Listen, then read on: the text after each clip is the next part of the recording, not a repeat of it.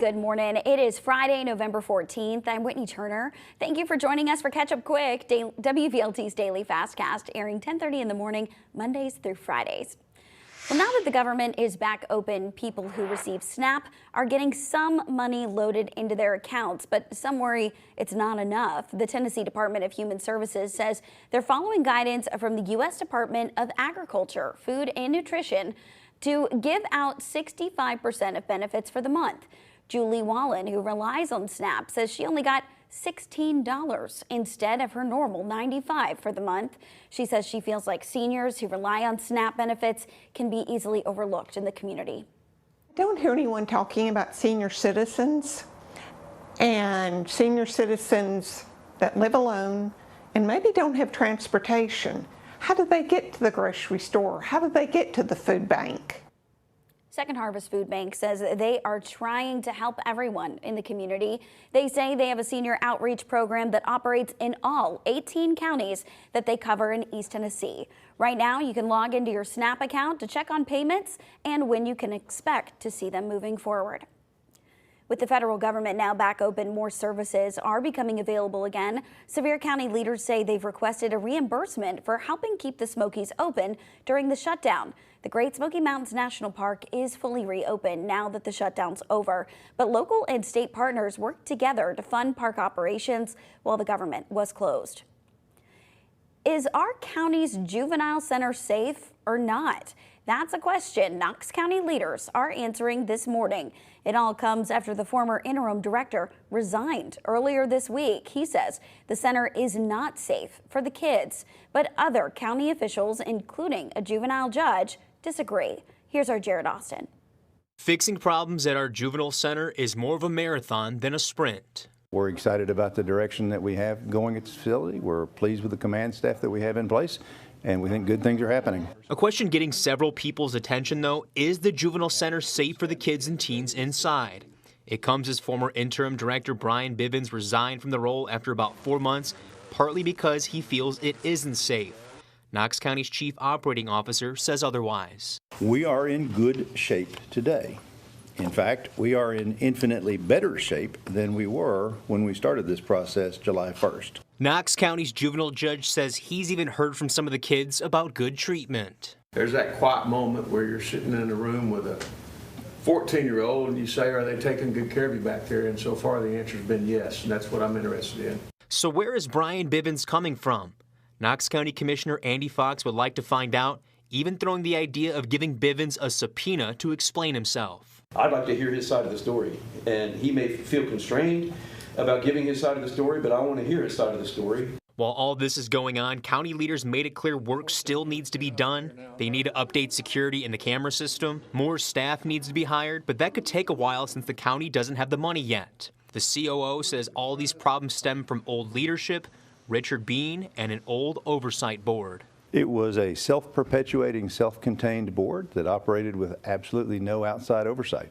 And that's not a sustainable model. And as you can see, it won't be a model for the future. That's our Jared Austin reporting. Bivens added in his statement, a report came out identifying 94 problems at the center earlier this year. He says he could only fix 16 of them. He feels the county is failing to help these kids and teens. Well, the county COO says they have DCS oversight and feel confident they're keeping them safe and secure.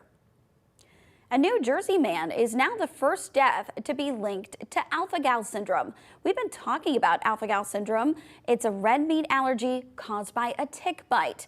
The University of Virginia School of Medicine says the man died last year, just 4 hours after eating a hamburger. Well, 2 weeks before that, he'd gotten sick after eating a steak. For a long time, his death was a mystery, and after months of ruling out any other possible cause, UVA confirmed the man had alpha-gal syndrome. Now you can find my report into why this disease is concerning here in East Tennessee and how you can protect yourself from being diagnosed. It's all inside your WVLT News app right now. You can find it in the As Seen On section. New details about a deadly hit and run that happened Monday in Maryville Pike. The Knox County Sheriff's Office tells us Stephen Walker was on the side of the road when he was hit and killed by a truck. We now know Michael Oakley was driving the truck. That's according to police. He is now charged with leaving the scene of a crash and driving on a suspended license. And a woman is dead after a crash in Scott County Monday. Tennessee Highway Patrol said 67-year-old Linda Sue Terry was driving down State Route 63 Monday evening. Troopers said another car pulled in front of her near Jeffers Road, close to Huntsville. Terry did not have her lights on, THP's report says. She died in the crash. Her passenger and the other car's driver were hurt. There are no charges pending. Today's your last chance to enjoy Petro's Chili and Chips in downtown Knoxville. Petro's COO, Alex Whitmer, says this location is closing because of high rent. He says it's almost tripled for his new lease, so they're moving to a new location. They say people have been pouring in to get their last fix at this shop. He says the last 6 years in downtown have been great. We have a very unique audience here. A lot of people that work here Monday through Friday and they want their lunch fix. You'll see our refill mugs and tumblers, and people can get it for $1.29 or whatever it is. And I love seeing those because it means that they're fans of ours. And we have people that want to eat with us every single day. He says Petro's will open a location in Powell on Emory Road sometime next month. Your First Alert forecast with meteorologist Kyle Granger.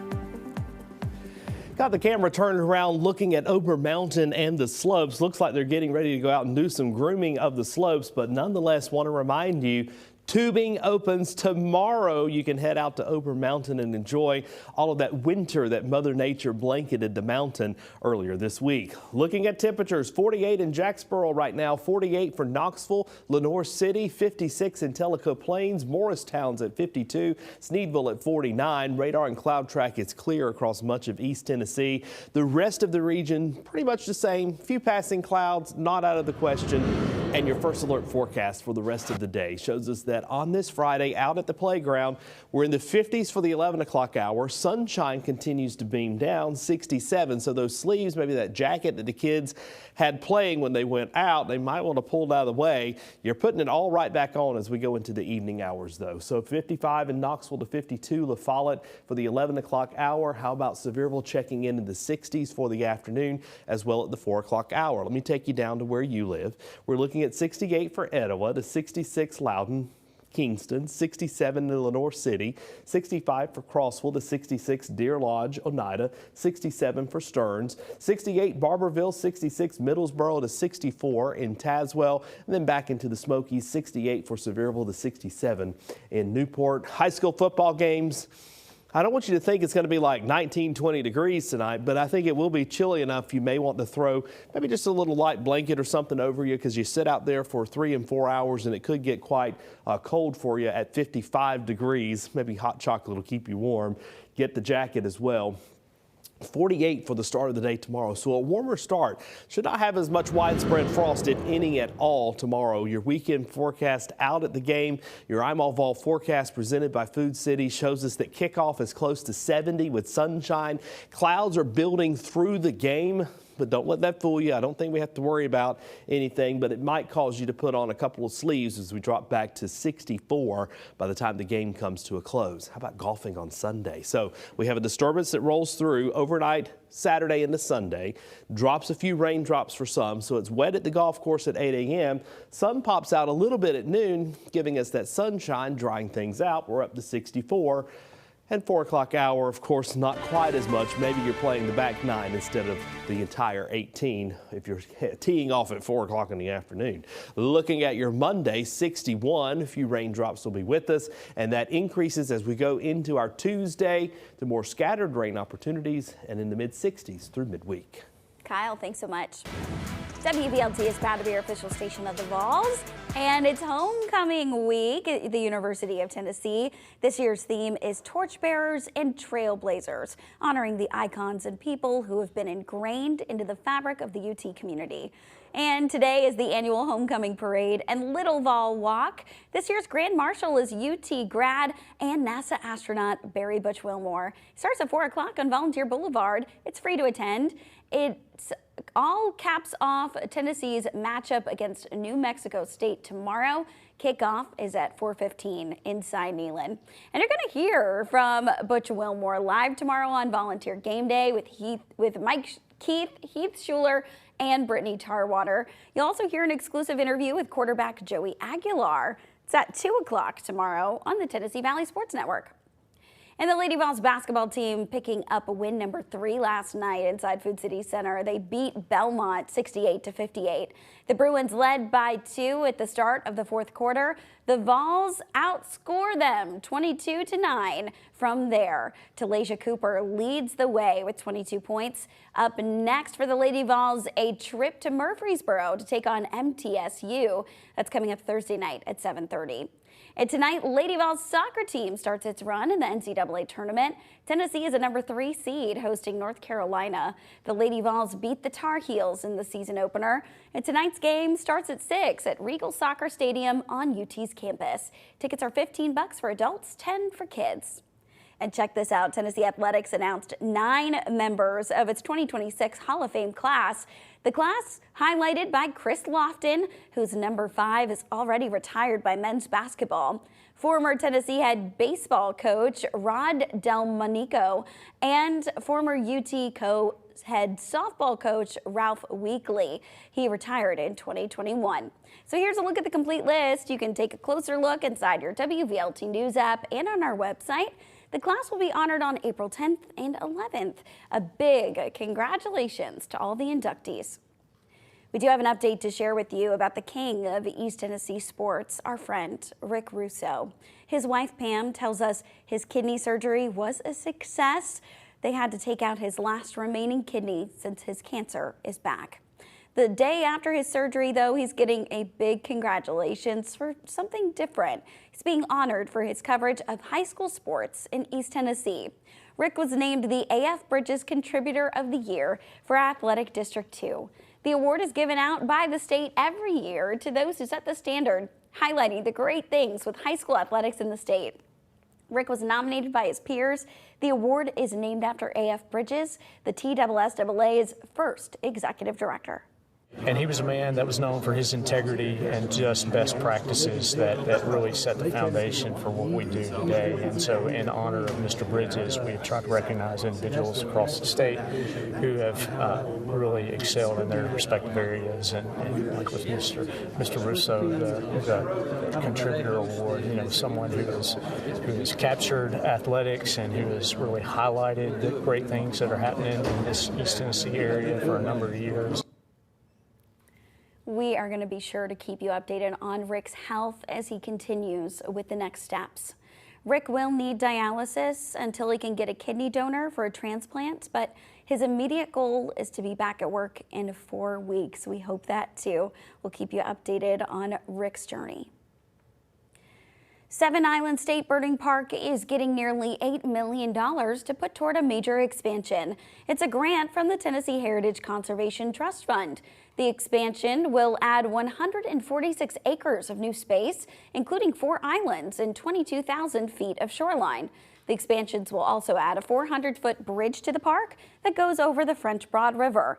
Officials say the bridge will be fully accessible. And a brand new experience is opening at Zoo Knoxville tonight. Check it out. Smoky Night Lights will allow guests to experience the 4 seasons of East Tennessee. You can step into an immersive show that displays the Smokies in a unique way. Reservations are required if you want to attend. Tickets are $29.95. We've got the information inside your WVLT News app.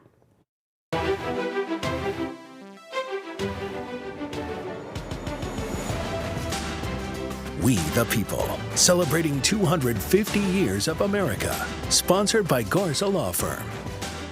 And we're highlighting historic facts up to our nation's 250th birthday. On this date in 1889, journalist Nellie Bly left New York and began her attempt to travel the world in under 80 days. She was trying to beat the fictional character from the book Around the World in 80 Days.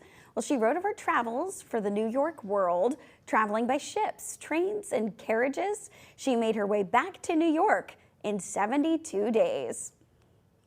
Thank you for joining us. Remember, you can stay up to date on WVLT.tv, inside your WVLT News app, and on WVLT social media pages.